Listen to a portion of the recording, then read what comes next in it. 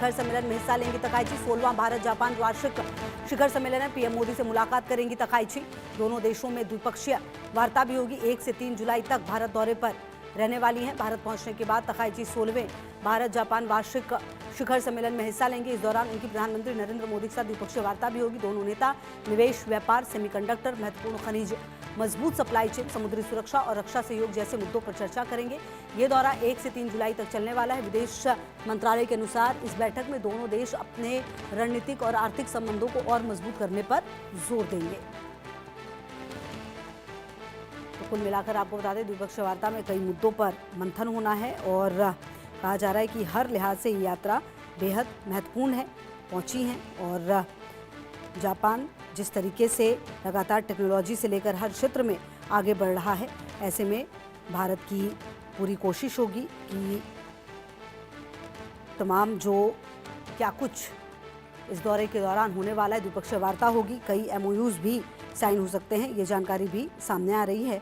और ऐसे में ये मुलाकात 1 से लेकर 3 जुलाई तक यहाँ पर रहने वाली हैं। और इस जापान के लिए भारत दौरा बेहद महत्वपूर्ण है। जापान की प्रधानमंत्री सनाए तकाइची बुधवार को भारत दौरे पर रवाना हो गई हैं, पहुँच चुकी हैं यहाँ पर। और इससे पहले उन्होंने कहा कि प्रधानमंत्री नरेंद्र मोदी के साथ रणनीतिक साझेदारी, आर्थिक सुधार और निवेश नवाचार जैसे मुद्दों पर ठोस सहयोग को आगे बढ़ाने पर चर्चा होगी।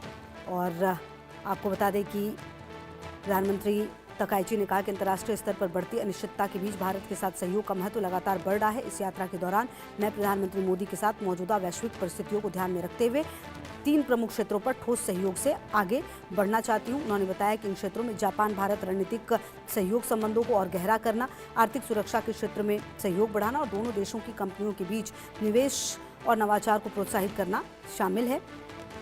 वहीं जापानी प्रधानमंत्री ने कहा कि भारत यात्रा के दौरान जापान भारत आर्थिक मंच का आयोजन भी किया जाएगा, जिसमें जापान के कारोबारी समुदाय से 150 से अधिक लोग भाग लेंगे। उन्होंने कहा जापान के 150 से अधिक लोग भाग लेंगे जापान के कारोबारी समुदाय से। वहीं सरकार और निजी क्षेत्र को साथ लाकर दोनों देशों के सहयोग का दायरा बढ़ाने और मजबूत अर्थव्यवस्था के लक्ष्य को आगे बढ़ाने का प्रयास किया जाएगा। वहीं तकाइची ने कहा कि भारत जापान की तरह एशिया का एक प्रमुख लोकतांत्रिक देश है और हिंद प्रशांत क्षेत्र में शांति और स्थिरता सुनिश्चित करने की जिम्मेदारी निभाता है। उन्होंने कहा कि प्रधानमंत्री मोदी के साथ free and open Indo Pacific की दिशा में प्रयासों पर भी चर्चा होगी। इस दौरान जापान, अमेरिका, ऑस्ट्रेलिया और भारत के ढांचे से जुड़े सहयोग पर भी विचार विमर्श किया जाएगा।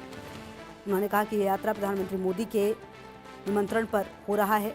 वो इसे उनके साथ व्यक्तिगत विश्वास के संबंधों को और मजबूत करने का अवसर मानते हैं। और अतुल रंजन मेरे सहयोगी ज़्यादा जानकारी के लिए इसी खबर पर मेरे साथ। अतुल, देखिए जिस तरीके का देश जापान है और ख़ुद जो तकाइची हैं उन्होंने भी ये माना है कि एशियाई देश में भारत की जिस तरह से पैठ बढ़ी है वो काफ़ी महत्वपूर्ण है, बेहद महत्वपूर्ण ये दौरा होने वाला है। 2 से 3 मंचों पर अगर देखा जाए, चाहे वो आर्थिक मंच पर, संगठनात्मक तरीके से और ये बदलते वैश्विक परिदृश्य के हिसाब से ये बैठक काफ़ी महत्वपूर्ण। बिल्कुल, देखिए बदलते वैश्विक परिदृश्य में काफी बैठक महत्वपूर्ण है। और जो प्रधानमंत्री है जापान की, उनका ये पहला दौरा होने वाला है, 3 दिवसीय दौरा है, जहां पर आज जो है वो भारत पहुंच गई है। कल के कार्यक्रम की अगर मैं बात करूं तो कल जो है राष्ट्रपति भवन में उनका जो है ट्रेडिशनल रूप से जो है उनका स्वागत किया जाएगा। उसके बाद बैठकों की एक दौर शुरू होगी जिसमें प्रधानमंत्री मोदी के साथ उनकी बैठकें हैं। उसके अलावा भी जो कई प्राइवेट प्लेयर्स हैं जो इंडस्ट्रीज के हैं, उनके साथ भी जो है बैठक होने वाली है।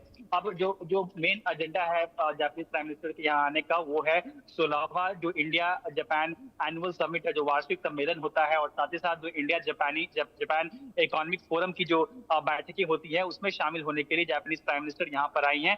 और अगर मैं बात करूँ कि जो एजेंडे जो है और किस लिए ये महत्वपूर्ण है दौरा, तो जो दौरा है, ये जाहिर सी बात है जो वेस्ट एशिया, जो पश्चिमी एशिया में जो क्राइसिस का हमने पूरा दौर देखा है, उसके बैकड्रॉप में ये दौरा हो रहा है। तो जाहिर सी बात है जो मैरीटाइम सिक्योरिटी है, जो एनर्जी सिक्योरिटी है, उसको लेकर जो है काफी गहन चर्चा होने वाली है। खासकर जो इसके अलावा जो ट्रेड को लेकर जो है, ट्रेड और फूड सिक्योरिटी को लेकर भी जो है चर्चाएं होने वाली है। बताया ये जा रहा है कि तकरीबन 12 MOU जो है भारत सरकार और जापान के बीच जो है वो साइन होने वाली है। इसके अतिरिक्त कई प्राइवेट प्लेयर्स के साथ जो है जापानीज सरकार जो है तकरीबन 100 से ज्यादा जो है MOU साइन करने वाली है।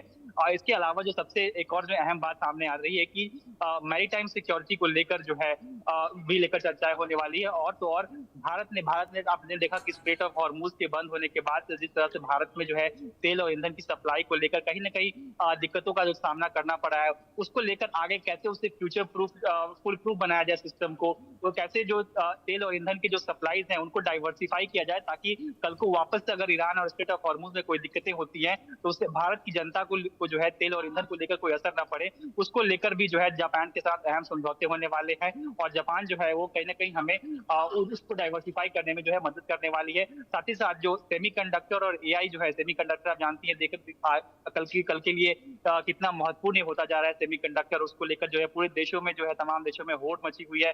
भारत भी लगातार सेमीकंडक्टर को मैन्युफैक्चर करने के लिए जो है तमाम तरह के कंपनीज को सब्सिडी दे रहा है, अलग अलग देशों के साथ जो है जो ट्रीटीज है वो साइन किए जा रहे हैं। उसी सिलसिले में एक और जो है काफी अहम समझौता हो सकता है सेमीकंडक्टर को लेकर जापान के साथ। तो ये कहीं ना कहीं इस हिसाब से काफी ये महत्वपूर्ण दौरा जो है वो जापानीज प्राइम मिनिस्टर का भारत में ये होने वाला है।